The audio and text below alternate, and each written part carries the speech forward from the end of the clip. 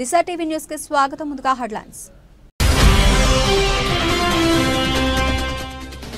Musk క్షమాపణను అంగీకరించిన Trump, వివాదానికి ముగింపు.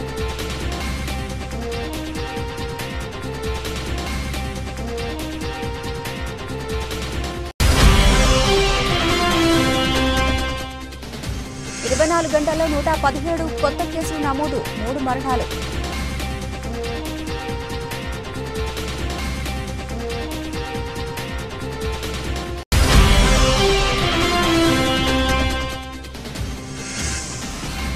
నా భర్తను నేనే చంపా, పోలీసుల వద్ద ఒప్పుకున్న సోనం.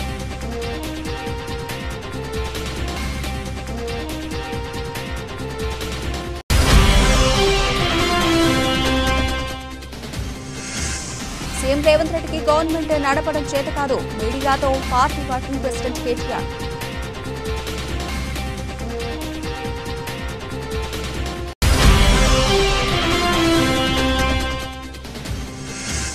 కేటీఆర్ కు మరో అరుదైన ఆహ్వానం, ఆక్స్ఫర్డ్ ఇండియా ఫోరంలో ప్రసంగించాలని పిలుపు.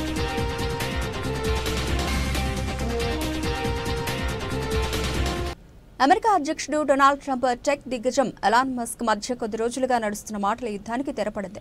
ట్రంప్పై చేసిన వ్యాఖ్యలకు సంబంధించిన మస్క్ క్షమాపణ చెప్పగా దానిని అధ్యక్షుడు ఆమోదించినట్లు వైట్ హౌస్ బుధవారం అధికారికంగా ధృవీకరించింది. ఈ పరిణామంతో ఇరు ప్రముఖుల మధ్య నెలకొన్న ఉద్రిక్తతలు తగ్గుముఖం పట్టినట్టయింది. ఎలాన్ మస్క్ ఇటీవల అధ్యక్షుడు ట్రంప్ ప్రతిపాదించిన బిగ్ బ్యూటిఫుల్ బిల్ అనే వ్యయ కార్యక్రమంపై తన ఎక్స్ ప్లాట్ఫామ్లో తీవ్ర విమర్శలు గుప్పించారు. ఈ బిల్లును నిధుల దుర్వినియోగంతో కూడిన కాంగ్రెస్ వ్యయ బిల్లు అని, అసహ్యకరమైనది అని అభివర్ణిస్తూ దానికి మద్దతు తెలిపిన వారిని కూడా తప్పుబట్టారు. ఈ ఆన్లైన్ విమర్శలపై ట్రంప్ తీవ్రంగా స్పందించారు. తన అధికార బృందంలో మస్క్కు అంత ప్రాధాన్యత లేదని వ్యాఖ్యానించడమే కాకుండా వివాదం ముదరడంతో మస్క్ కంపెనీలకు ఇచ్చే ఫెడరల్ కాంట్రాక్టులను నిలిపివేస్తామని కూడా హెచ్చరించారు. వారం రోజుల పాటు తీవ్ర వాదోపవాదాలు, ప్రజల నుంచి విమర్శలు వెలువెత్తడంతో నిన్న తెల్లవారుజామున మస్క్ ఒక సందేశాన్ని పోస్టు చేశారు. ట్రంప్పై తాను చేసిన కొన్ని వ్యాఖ్యలు హద్దుమీరాయని అంగీకరిస్తూ అందుకు విచారం వ్యక్తం చేశారు. మస్క్ పశ్చాత్తాపంపై ట్రంప్ న్యూయార్క్ పోస్టుతో మాట్లాడుతూ, ఆయన అలా చేయడం చాలా మంచిదని నేను భావించాను.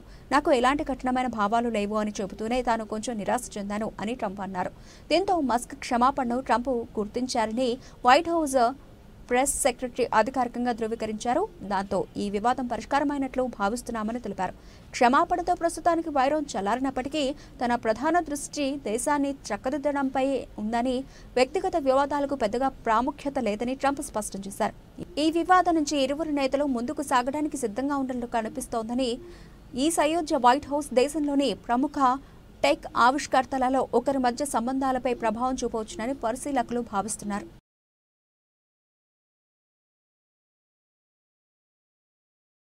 దేశంలో కరోనా వైరస్ వ్యాప్తి కొనసాగుతోంది. గత 24 గంటల్లో 117 మందికి పాజిటివ్గా తేలింది. దీంతో దేశంలో క్రియాశీల కేసుల సంఖ్య 7,154కి ఎగబాకింది. కేంద్ర ఆరోగ్య మంత్రిత్వ శాఖ డేటా ప్రకారం health ministry of India Kerala రాష్ట్రంలో అత్యధికంగా 2,165 కేసులు యాక్టివ్గా ఉన్నాయి. ఆ తర్వాత గుజరాత్లో 1,281 కేసులు, పశ్చిమ బెంగాల్లో 747, ఢిల్లీలో 731, మహారాష్ట్రలో 615 కేసులు, కర్ణాటకలో 467, ఉత్తరప్రదేశ్లో 231 కేసులు యాక్టివ్గా ఉన్నాయి. గత 24 గంటల్లో 3 మరణాలు సంభవించాయి. మహారాష్ట్రలో 2, మధ్యప్రదేశ్లో 1 మరణించారు. దీంతో ఈ ఏడాది ఇప్పటి వరకు కరోనా కారణంగా మరణించిన వారి సంఖ్య 77కి ఎగబాకింది. ఇక ఇప్పటి వరకు 9,556 మంది కరోనా నుంచి కోలుకున్నారు. హనీమూన్ హత్య కేసులో నిందితురాలు సోనం పోలీసుల విచారణలో నేరాన్ని అంగీకరించినట్లు సమాచారం. భర్త రాజా రఘువంశీ హత్యలో తన ప్రమేయం ఉందని సోనం ఒప్పుకున్నట్లు ఓ పోలీసు అధికారి వెల్లడించారు. షిల్లాంగ్లో ట్రెక్కింగ్కు వెళ్లినప్పుడు సోనం పథకం ప్రకారమే వెనుకబడిపోయిందని, రాజా రఘువంశీ కోసం కొండపైకి అప్పటికి కాపు కాసి ఉన్న మిగతా 3 నిందితులు అతని కత్తితో పొడిచి చంపేశారని వివరించారు. హత్యకు ముందు సోనం అతని చంపేయండి అంటూ నిందితులను ప్రోత్సహించిందని పేర్కొన్నారు. రఘువంశీతో పెళ్లి సోనంకు ఇష్టం లేదని, ఆమెకు అప్పటికే రాజ్ కుష్వాహాతో ప్రేమలో ఉందని వివరించారు. ఈ కేసులో సోనంతో పాటు మిగతా నిందితులను బుధవారం పోలీసులు షిల్లాంగ్ తీసుకెళ్లారు. కాగా షిల్లాంగ్ కోర్టు సోనం మిగతా నిందితులపై 8 రోజుల పోలీసు కస్టడీ విధించింది. మరోవైపు సోనమే హత్యకు కుట్ర పనిందని ఆమె సోదరుడు గోవింద్ తెలిసి చెప్పారు. గోవింద్ బుధవారం రాజా రఘువంశీ కుటుంబ సభ్యులను కలిసి ఓదార్చాడు. న్యాయ పోరాటంలో వారికి అండగా ఉంటానన్నాడు. సోనంకు రాజా రఘువంశీతో పెళ్లి ఇష్టం లేదని, రాజ్ కుష్వాహాను పెళ్లి చేసుకుంటానని ఆమె ముందే తన తల్లితో చెప్పిందని, అందుకు తల్లి ఒప్పుకోలేదని రాజా రఘువంశీ సోదరుడు విపిన్ ఆరోపించాడు. అప్పుడే సోనం ఇష్టం లేని పెళ్లి చేస్తే ఏం జరుగుతుందో చూడు అంటూ తల్లిని హెచ్చరించిందన్నారు. ఈ విషయాన్ని సోనం సోదరుడు గోవిందే తనకు చెప్పాడని పేర్కొన్నాడు.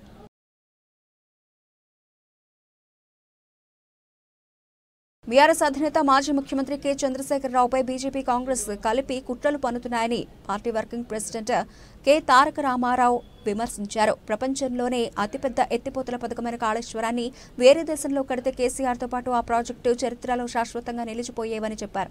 కానీ మన దేశంలో మాత్రం బీజేపీ కాంగ్రెస్ పార్టీల కుసంస్కారం, కుట్రపూరిత రాజకీయాల్లో ప్రాజెక్టు పావుగా మారడమే విషాదకరమని ఆవేదన వ్యక్తం చేశారు. కాళేశ్వరం అంటే అనేక బ్యారేజీలు, రిజర్వాయర్లు, పంప్ హౌస్లు, వేల కిలోమీటర్ల గ్రావిటీ కెనాల్స్ అని ఇందులోని ఒక్క మేడిగడ్డ బ్యారేజ్లో 85 పిల్లర్లలో 2 పిల్లర్లు డ్యామేజ్ అయితే ఇంత హంగామా చేస్తున్నారని మండిపడ్డారు. కక్ష సాధింపు, రాజకీయ వేధింపులు తప్ప ఇందులో ఏమీ లేదని కమిషన్ విచారణలో నిజానిజాలు బయటకు వస్తాయని ధీమా వ్యక్తం చేశారు. కేసీఆర్ తెలంగాణ చరిత్ర అని ఆయనను పిలిచి ఇరిగేషన్ గురించి మాట్లాడమంటే హనుమంతుడి ముందు కుప్పిగంతులు వేయడమేనని ఎద్దేవా చేశారు. రేవంత్ రెడ్డి లాంటి వ్యక్తికి 100 జన్మలు ఎత్తిన కేసీఆర్ గొప్పతనం అర్థం కాదని విమర్శించారు. రేవంత్ రెడ్డికి ప్రభుత్వాన్ని నడపడం చేత కావడం లేదని విమర్శించారు. కాళేశ్వరం కమిషన్ విచారణకు బుధవారం కేసీఆర్ హాజరైన నేపథ్యంలో బీఆర్కే భవన ఎదుట కేటీఆర్ మీడియాతో మాట్లాడుతూ కాళేశ్వరం అంటే 3 బరాజ్లు, 15 రిజర్వాయర్లు, 19 సబ్స్టేషన్లు, 21 పంప్ హౌస్లు, 203 కిలోమీటర్ల సొరంగాలు, 1531 కిలోమీటర్ల గ్రావిటీ కెనాల్స్, 98 కిలోమీటర్ల ప్రెషర్ మైన్స్, 141 టీఎంసీల స్టోరేజ్ కెపాసిటీ, 530 మీటర్ల ఎత్తుకు లిఫ్ట్లు, 240 టీఎంసీల నీటి వినియోగం అని వివరించారు. ఇందులో ఒకటి మేడిగడ్డ బ్యారేజీ అని, అందులోని 85 పిల్లర్లలో 2 పిల్లర్లకు డ్యామేజ్ జరిగిందని చెప్పారు. మేడిగడ్డ బ్యారేజీలో 2 పిల్లర్లు కుంగడం వెనుక కూడా కాంగ్రెస్ కుట్ర ఉన్నట్లుగా తమకు అనుమానం ఉన్నదని ఆరోపించారు. రేవంత్ రెడ్డి వాళ్ళ మామ దగ్గర కూర్చుంటే మంచిది. పిల్లనిచ్చిన మామ దగ్గర రేవంత్ రెడ్డి 5 నిమిషాలు కూర్చొని బుద్ధి జ్ఞానం తెచ్చుకుంటే మంచిది.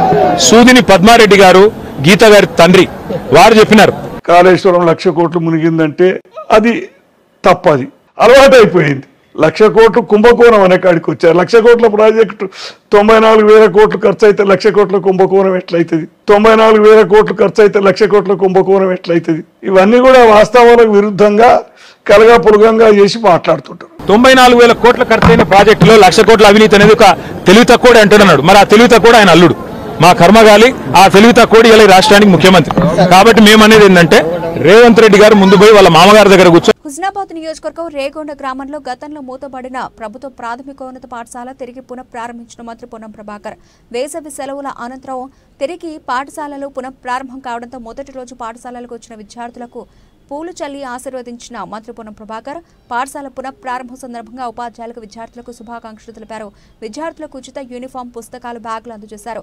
ఏ గ్రామంలో అయినా ప్రభుత్వ పాఠశాలలో ఇబ్బందులు ఉంటే ఆ గ్రామ పెద్ద మనుషులు ప్రైవేటు స్కూలు బస్సులో ఆ గ్రామానికి రాకుండా ఆ ఊరు పిల్లలు ప్రభుత్వ పాఠశాలలోనే చదివించాలి. అందుకు గ్రామస్తులు కృషి చేయాలని పేర్కొన్నారు.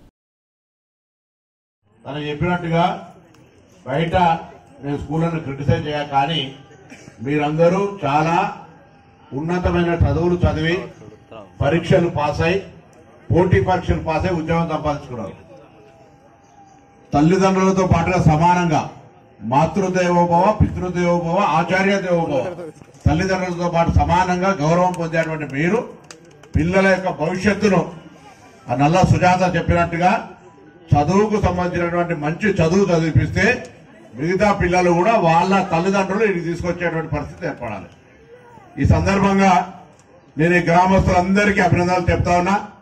4 సంవత్సరాలుగా మూతపడ్డ పాఠశాలను మళ్లీ చొరవ తీసుకొని ఇలా ఎవరు పుణ్యాత్ముడు చొరవ తీసుకున్నారో ముందు మాట అతనికి నా హృదయపూర్వకంగా ధన్యవాదాలు, అభినందనలు తెలియజేస్తా ఉన్నా.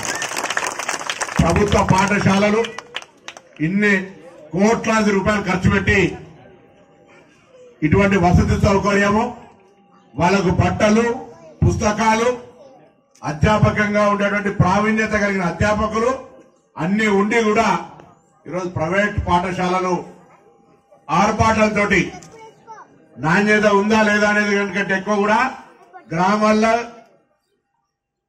గవర్నమెంట్ స్కూల్లో చదువుతున్నా అని నామోషి అనేది పెట్టుకొని మేమందరం గవర్నమెంట్ స్కూల్లో చదివిన వాళ్ళం వేయాలా, మేము ప్రైవేట్ స్కూల్లో చదవలే. కాబట్టి నేను ఒకటే కోరుతా ఉన్నా, గ్రామాల్లో రాంగరంగ కలెక్టర్ గారితో, అదేవిధంగా అడిషనల్ కలెక్టర్ గారితో, ఆర్డీఓ, డిఓ అందరితో మాట్లాడుకుంటూ వచ్చాం.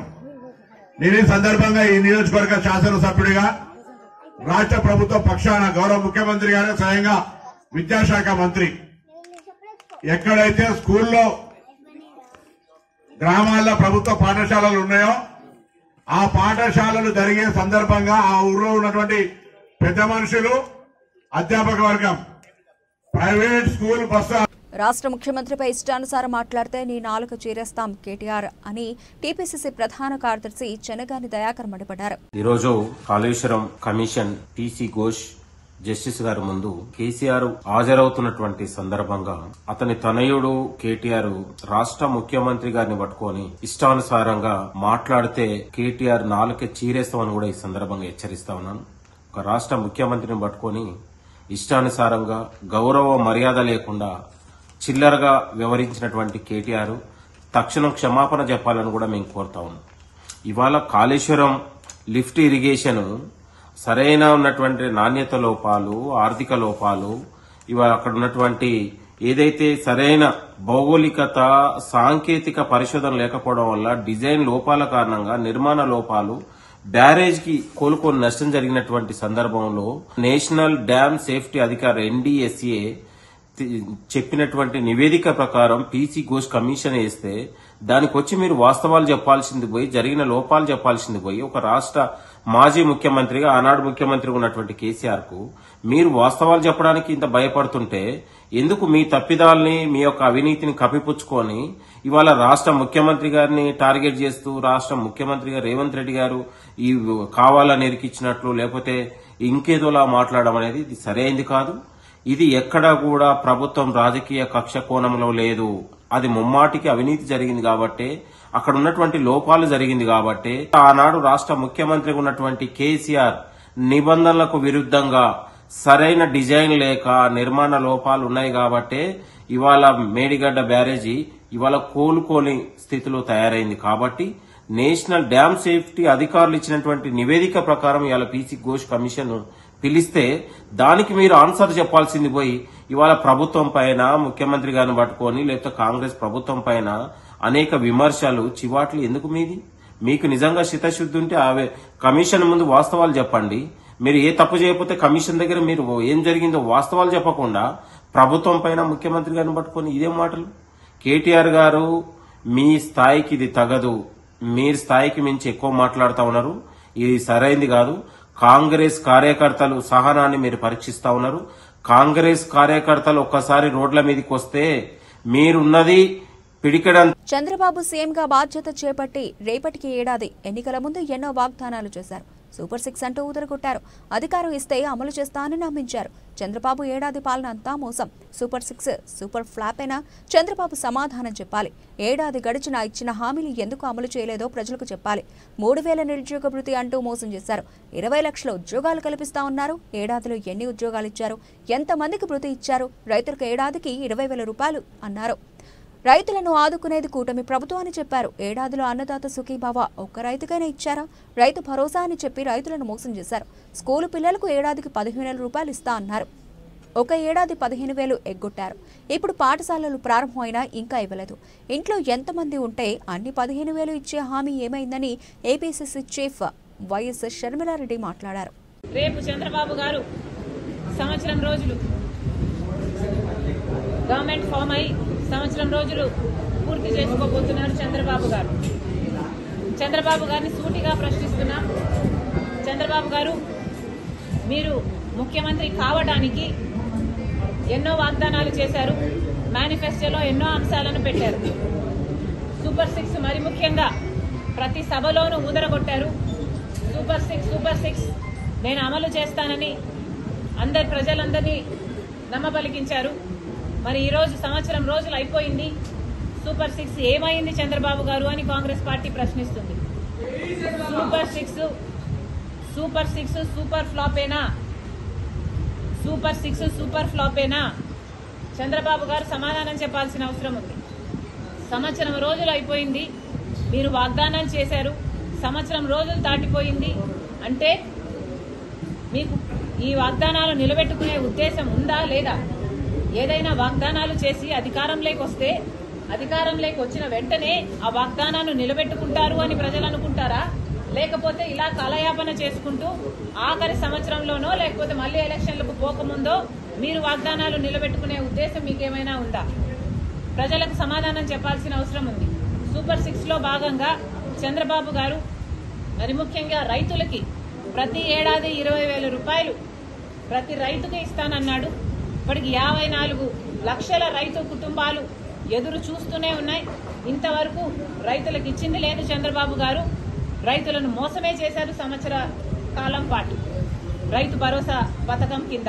అంతేకాదు తల్లికి వందనం అనే పథకం ప్రతి బిడ్డకు 15,000 రూపాయలు ఇస్తానన్నాడు చంద్రబాబు గారు. ఎంతమంది బిడ్డలుంటే అంతమందికి ఇస్తానన్నాడు చంద్రబాబు గారు. ఒకరుంటే ఒకరికి, ఇద్దరుంటే ఇద్దరికి, ముగ్గురుంటే ముగ్గురికి, నలుగురుంటే ఏకంగా 60,000 రూపాయలు ఇస్తానన్నాడు చంద్రబాబు గారు. ఇది నేను చెప్తున్న మాట కాదు, చంద్రబాబు గారు ఎన్నికల సమయంలో ఆయన మాట్లాడిన మాటలు ఇవి. రాష్ట్ర దేశ ప్రగతిలో కీలక పాత్ర పోషిస్తున్న 51,868 మంది విద్యుత్ ఉద్యోగులకు ₹1,00,00,000 ప్రమాద బీమా పథకం రాష్ట్ర చరిత్రలో చిరస్థాయిగా నిలిచే కార్యక్రమమని డిప్యూటీ సీఎం మల్లు భట్టి విక్రమార్క అన్నారు. మంగళవారం హైదరాబాద్లోని ప్రజాభవన్లో విద్యుత్ ఉద్యోగులకు ₹1,00,00,000 ప్రమాద బీమాపై బ్యాంకర్లతో ఒప్పందం చేసుకున్నారు. అనంతరం ఏర్పాటు చేసిన సభలో భట్టి ప్రసంగించారు. రాష్ట్ర ప్రజల కోసం పనిచేసే ప్రధాన సంస్థల్లో ఒకటైన విద్యుత్ సంస్థ సిబ్బంది కుటుంబాల కోసం ప్రమాద బీమా పథకం తీసుకురావడం వ్యక్తిగతంగా తనకు తృప్తినిచ్చిందని తెలిపారు. విద్యుత్ శాఖ ఉద్యోగులు ప్రాణాలు అడ్డుపెట్టి విధులు నిర్వహిస్తారని కొనియాడారు. రాష్ట్ర జీడీపీ పెరుగుదలకు ఈ శాఖ ఇంధనంగా ఉపయోగపడుతున్నదన్నారు. ఉద్యోగుల హోదాలు వేరైనా వారి కుటుంబాల విషయంలో మాత్రం ఒకే రకమైన అనుబంధం, బాధ్యత ఉంటాయని గుర్తు చేశారు. ఇంటి పెద్దకు ఏదైనా ప్రమాదం జరిగితే ఆయా కుటుంబాలు తలకిందులవుతాయని, అలాంటి పరిస్థితి రావద్దని ఆకాంక్షించారు. అనుకోకుండా ఏదైనా ప్రమాదం జరిగితే ఆ కుటుంబాలను ఆదుకునేందుకు ఈ ప్రమాద బీమా పథకానికి శ్రీకారం చుట్టామని డిప్యూటీ సీఎం వివరించారు. Me as Deputy Chief Minister looking after Finance Ministry, I see the impact of your profession daily. Chartered accountants are not just crunching numbers, they are the architects of trust in financial systems. You ensure compliance, uphold standards, and bring clarity to complexity. In governments, in corporates, in startups, you are everywhere. And let me assure you, we notice. We rely on your fraternity for professional advice, for fiscal audits, for shaping economic planning in Telangana. We are deeply committed to financial prudence, but we also aspire to be a future-ready state, and for that, we need future-ready CEs. Consistency will take you further than intensity. Focused effort each day will outpace bursts of panic just before exams. And remember, this is a marathon with an invisible finish line, because even after you pass, the learning does not stop. But that's the beauty of it. You all grow, and not just into professionals, but into problem solvers, leaders, and nation builders. So keep going.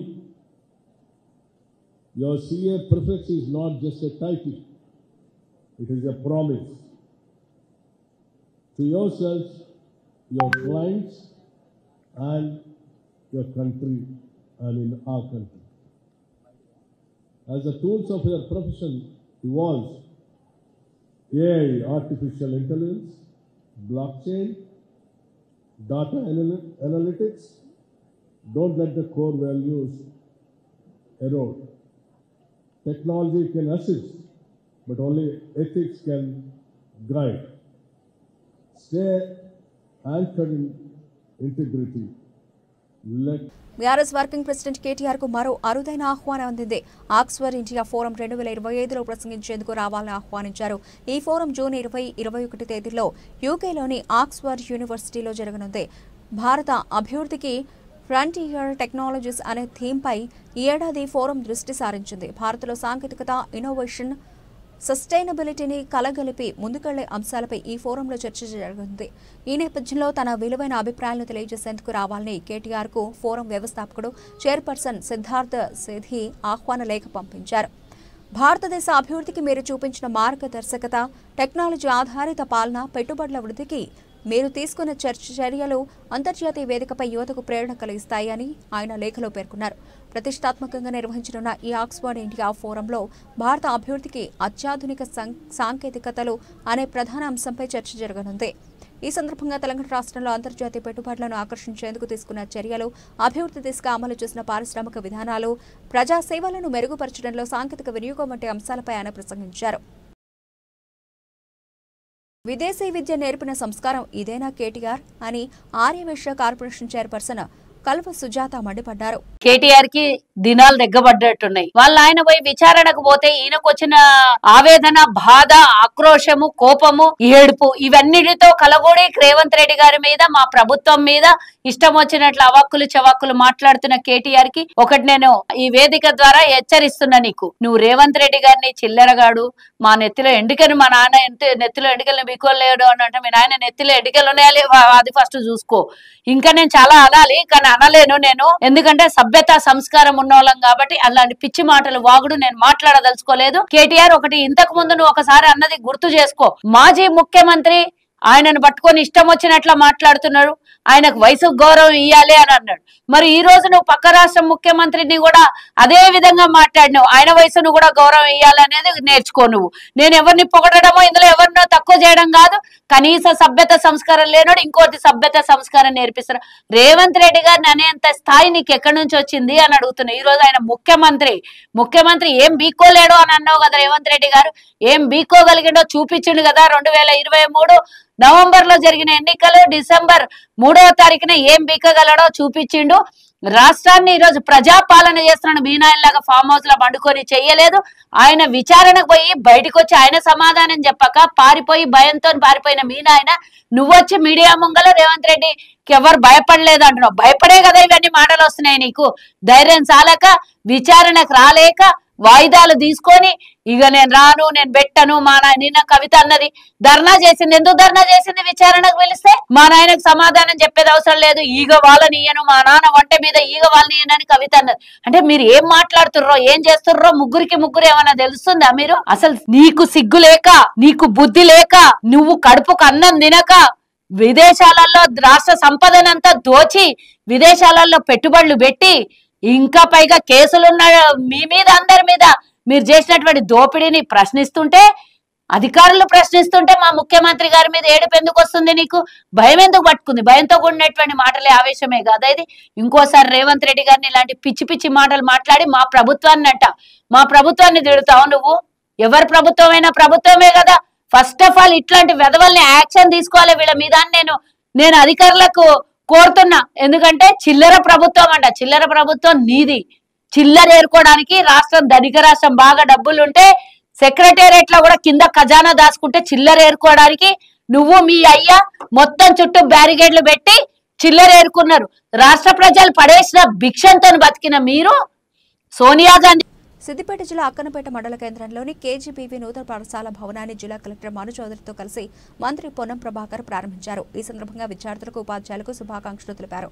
అనంతరం అక్కనపేట మండలం గోవర్ధనగిరి గ్రామంలో ఇంద్రమయుల లబ్ధిదారు సింగపాక మల్లవ్వ ఇంటి నిర్మాణానికి భూమి పూజ చేశారు. ఇంద్రమయులు కట్టుకోవడానికి ఆర్థిక స్తోమత లేని వారికి మహిళా సంఘాల నుండి ₹1,00,000 రుణం అందజేయడం జరుగుతుందని మంత్రి తెలిపారు. ప్రతి ఇంద్రమయులకు 8 ట్రాక్టర్ల ఇసుక ఉచితంగా ఇవ్వబడుతుందని వెల్లడించారు. ప్రతి ఒక్కరూ ఇంద్రమయులు పనులు వెంటనే ప్రారంభించాలని కోరారు. ప్రభుత్వం ఇళ్లు లేని పేదలకు ఇంద్రమయులు ఇస్తుందని, గ్రామంలో ఉన్న పెద్దలు ఇంద్రమయులు నిర్మించుకునే వారికి సహకరించాలన్నారు. ఇప్పటికే నియోజకవర్గానికి 3,500 ఇంద్రమయులు వచ్చాయని 2 నెలల్లో మరో 3,500 ఇంద్రమయులు వస్తాయన్నారు. 3,500 ఇళ్ల చొప్పున శాంక్షన్లు ఇచ్చింది.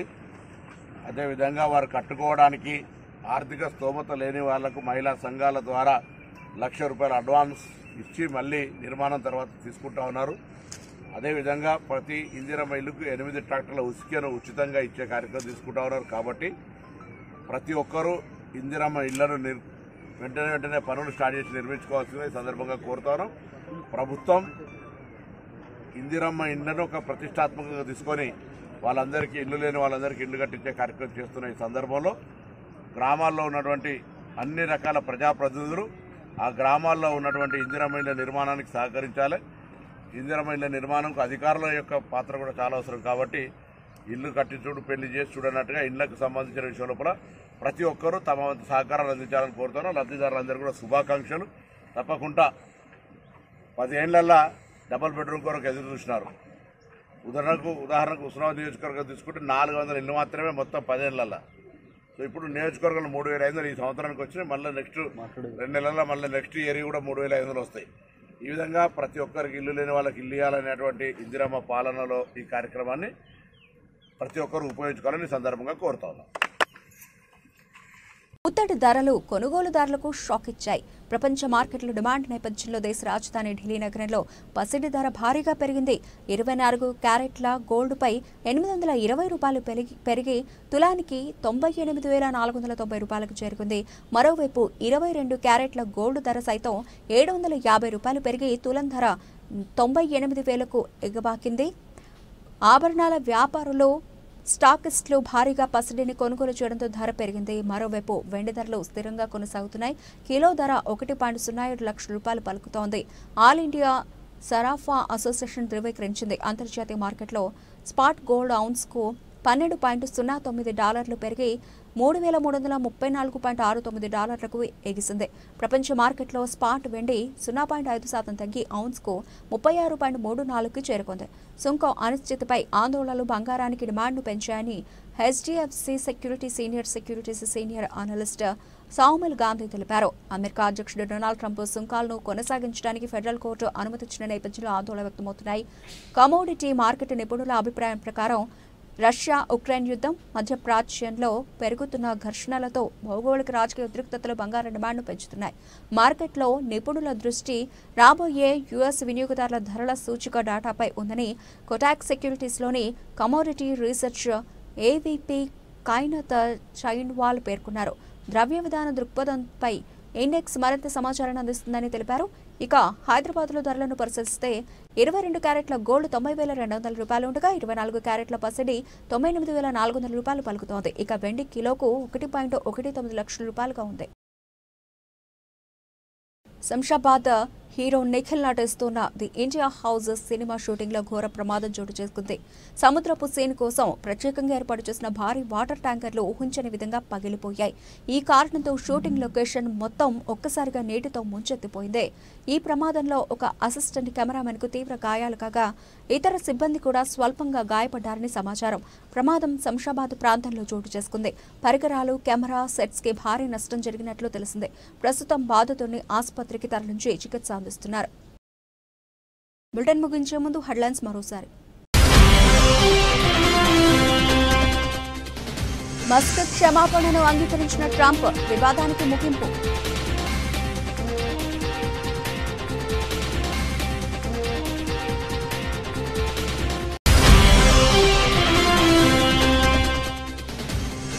గంటల్లో 117 కొత్త కేసులు నమోదు, 3 మరణాలు.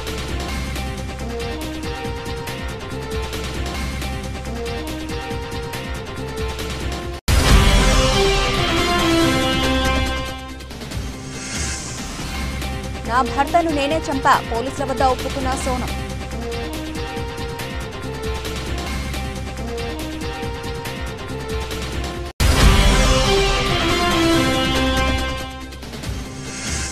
సీఎం రేవంత్ రెడ్డికి గవర్నమెంట్ నడపడం చేత కాదు, మీడియాతో పార్టీ వర్కింగ్ ప్రెసిడెంట్ కేటీఆర్.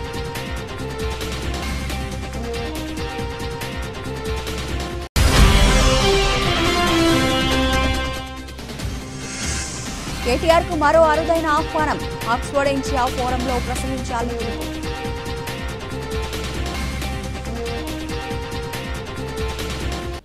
ఇవి ఇప్పటివరకు కనబలిచిన అప్డేట్స్. మరిన్ని అప్డేట్స్ తో మళ్ళీ కలుద్దాం. అంతవరకు సెలవు, నమస్తే.